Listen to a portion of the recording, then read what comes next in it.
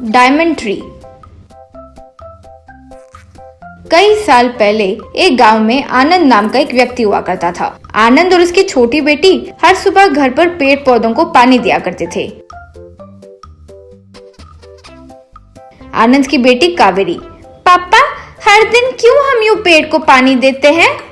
इस धरती पर जैसे हम जीते हैं ठीक वैसे ही उनकी भी जिंदगी है। मनुष्य होने के नाते इस भूमि को हमें बचाना होगा। पेड़ पौधों को हम बचाए तो वे हमें अच्छी हवा, पानी, आहार सब दे सकते हैं। एक बार एक कॉन्ट्रैक्टर रोड बनाने के लिए पेड़ को काट रहे थे, तो आनंद वहां आकर कॉन्ट्रैक्टर से, श्रीमान आप पैसों के लिए बेचारे इन पेड़ों को काट रहे हो, चाहो तो रोड को दूसरी तरफ मोड़ सकते हो ना। पेड़ को काटना गलत बात है ना जी।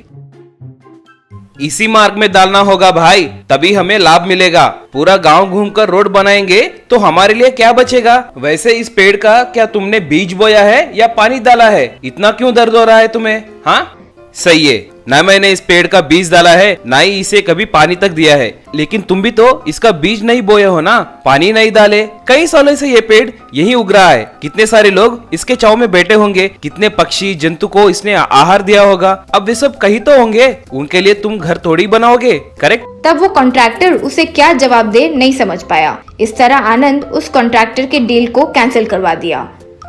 एक और बार आनंद एक फैक्ट्री कंस्ट्रक्शन चलने वाली साइट पर आकर उस कॉन्ट्रैक्टर से, श्रीमान आप यूं शांत एरिया में फैक्ट्री बनाकर अच्छे पैसे कमा लेते हैं, लेकिन आपके कारण पूरा पानी पोल्यूट हो जाता है और जो बचे कुछ रेयर बर्ड्स हैं वे भी चले जाते हैं, कहकर उस फैक्ट्री को बंद करवा दिया।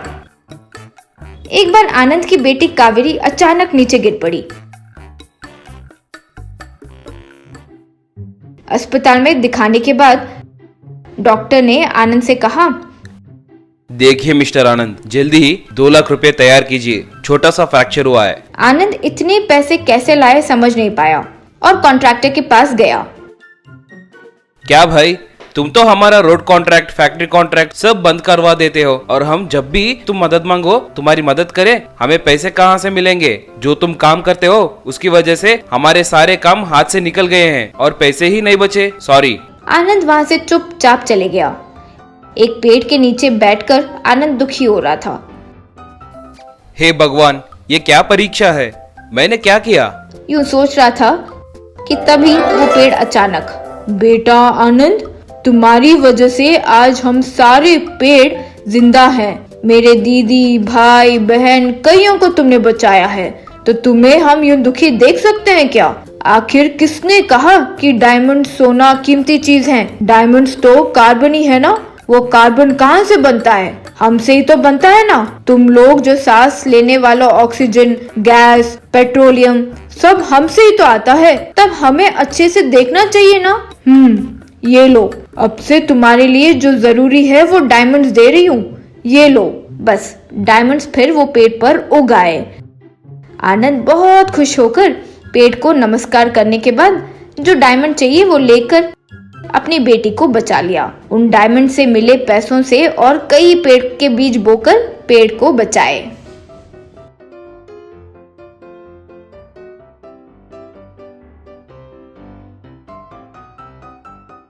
Balloons restaurant.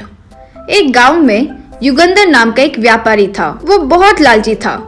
जब लोग उसके पास उधारी के लिए आते थे, पहले उसे उधारी देकर उसके बाद उनके कागज में लोचा करके ब्याज बहुत ज्यादा लिया करता था। वही गांव में एक बलून वाला रहता था। वो रोज गली गली घूमते हुए, बैलून्स ले लो, बैलून्स, आइए आइए, हर रंग का बैलून मिलेगा यहाँ, आओ मैडम आओ, ऐसे बलून्स बेचता था। एक दिन चौपाल के पास अपने दोस्तों से विनय, अरे बहुत दिनों से बैलून्स बेच रहा हूँ यार, लेकिन मुनाफा कुछ नहीं हो रहा है, कोई आइडिया है तो दो ना। अरे अपने गांव में एक अच्छा रेस्टोरेंट नहीं है रे, हम बहुत मेहनत करेंगे तो अपने गांव में एक अच्छा रेस्टोरेंट शुरू कर सकते हैं। आइडिया तो अच्छा है, लेकिन इतने पैसे कहाँ हैं हमारे पास? उसमें कौन सी बड़ी बात है, अपने गांव में युगंधर है ना, उसी से ले लेंगे। वो नहीं, सुना है बहुत बड़ा धोखेबाज है। अभी उसके अलावा और कोई रास्ता है क्या? कोई और रास्ता ना होने पर दोनों युगंधर के पास जाकर उनके आइडिया को सुनाए। अच्छा आइडिया है आप लोगों का, बहुत अच्छा है, आपको रेस्टोरेंट शुरू करने के लिए जो पैसे चाहिए मैं दूंगा। रेस्टोरेंट के लिए भाड़ा 12,000। फिर एग्रीमेंट्स लिख लेते हैं। दोनों ने ठीक है कहकर डॉक्यूमेंट्स पर साइन करके पैसे ले लिए। कुछ दिन में विनय ने अपने दोस्त की मदद से रेस्टोरेंट शुरू किया। व्यापार बहुत जोरों से चल रहा था। आने वालों की संख्या ज्यादा होने से रेस्टोरेंट के बाहर ग्राउंड में भी टेबल लगवा दिए। कुछ दिन के बाद युगंधर आया।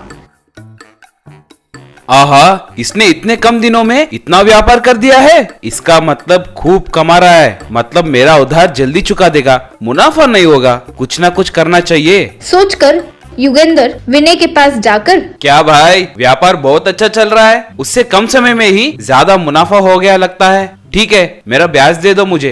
विनय ने पैसे दिए। ये क्या है भाई, इतना कम दे रहे हो? जैसा हमने सोचा था उतना ही तो है। हमने रेस्टोरेंट तक का ही सोचा था, रेस्टोरेंट के बाहर ग्राउंड का नहीं। ये क्या है जी, बाहर जो भी है रेस्टोरेंट के संबंध में ही है ना? हाँ, लेकिन हमारे लिखे हुए डॉक्यूमेंट्स में तो नहीं है ना, इसलिए बाहर की जगह भी इस्तेमाल की है, इसलिए 2 गुना ज्यादा ब्याज देना होगा। ये तो अन्याय है जी। क्या अन्याय? वैसे वो सब मुझे नहीं पता। बाहर की जगह पर मुझे तुम्हारे टेबल्स नहीं चाहिए, बस उतना ही ना। वो ग्राउंड में मेरे टेबल्स नहीं रहना चाहिए। हवा में रहे तो तुम्हें कुछ शिकायत होगी? तुम हवा में रख लो या पाताल में रखो, मुझे उससे क्या है भाई। वो जगह पे तुम्हारे टेबल्स नहीं रहना चाहिए, बस। ठीक है, कहते हुए वहां से चला गया। उस रात उसने वहां सारे टेबल्स को बलून से बांध दिया।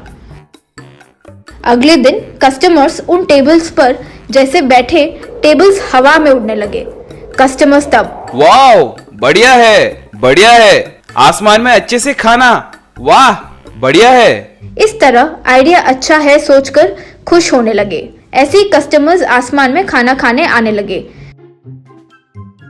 जो कस्टमर्स नीचे से देखते थे उन्हें आइडिया अच्छा लगता था और वे भी आने लगते थे।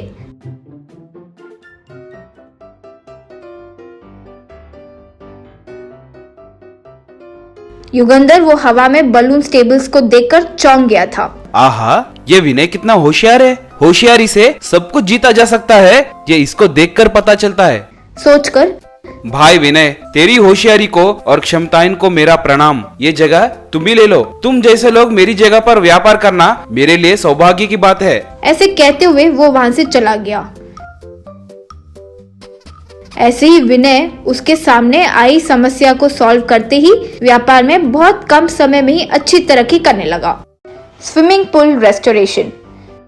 मधुरा नगर में मोना भाई कोई बिजनेस शुरू करने की सोचा। वही बात को अपने दोस्त जो रियल एस्टेट व्यापारी था रिमी भाई उसे बताया।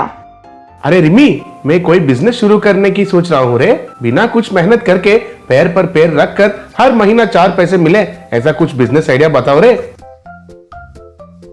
मन में रिमी भाई, अरे मस्त बकरा मिला है रे, इसे वो खराब हुआ स्विमिंग पूल किसी भी तरह खरीदवाना होगा। सोचकर मोना भाई से रिमी भाई, तुम्हारे मुताबिक कुछ देखूं तो तुम स्विमिंग पूल को शुरू करोगे तो लगता है सही होगा रे। जितना मुझे समझ आता है तुम्हें कोच की जरूरत भी नहीं पड़ेगी, क्योंकि तुम खुद एक बड़ा स्विमिंग चैंपियन हो। सुबह शाम 100 स्टूडेंट्स को तैरना सिखा दो, बस पैसे अपने आप आकर तुम्हारे अकाउंट में गिर जाएंगे। आइडिया तो बहुत अच्छा है रिमी, लेकिन स्विमिंग पूल वगैरह बनाने में तो बहुत खर्चा होगा ना, और उतनी बड़ी जगह हमको कहाँ से मिलेगा? हाँ, वो सब तुम मुझ पर छोड़ दो। वैसे तुम जो कह रहे हो वो भी सही है। एक काम करते हैं, कोई पुराना स्विमिंग पूल को लेकर उसका रिस्टोरेशन करवा के उसमें अपना बिजनेस शुरू करते हैं, तो अच्छा होगा ना। तो फिर किस बात की देर, वो पुराना स्विमिंग पूल कहाँ है देखो, उसका रिस्टोरेशन करवाते हैं। कहती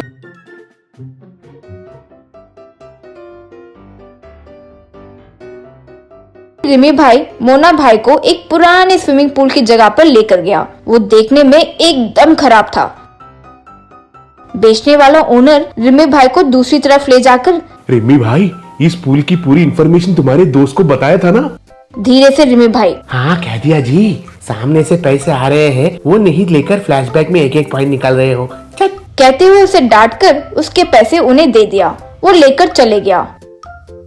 तब रिमी भाई मोना भाई से, अब और किसका इंतजार है? कल ही किसी को बुलाकर इस स्विमिंग पूल को रिस्टोरेशन करवा के काम शुरू करो। ठीक है, कहकर फिर स्विमिंग पूल रेस्टोरेशन करने वाले राजा सिंह को बुलवाया। वो ये पूल देखते ही राजा सिंह, अरे मोना भाई, तुमने ये स्विमिंग पूल क्यों खरीदे? इसके पीछे बड़ी कहानी है। वो सब जानकर ही खरीदे हो क्या? अगर मुझे पता होता कि ये पूल है तो मैं तुम्हारे करीब भी नहीं आता था। क्या हुआ राजा सिंह? इस पूल की क्या कहानी है?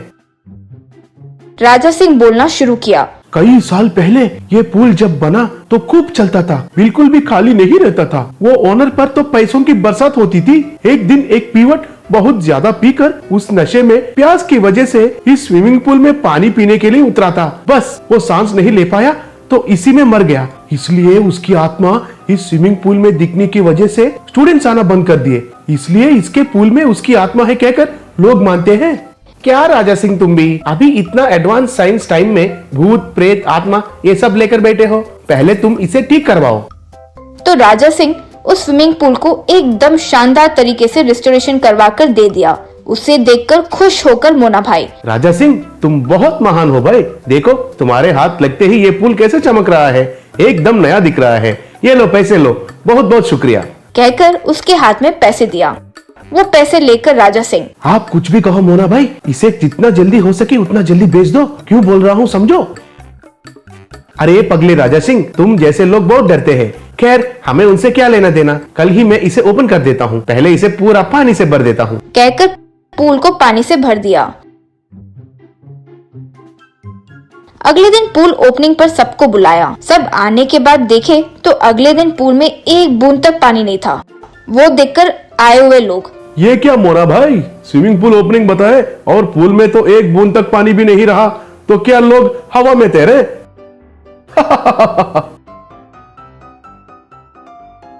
वही मुझे समझ में नहीं आ रहा है जी।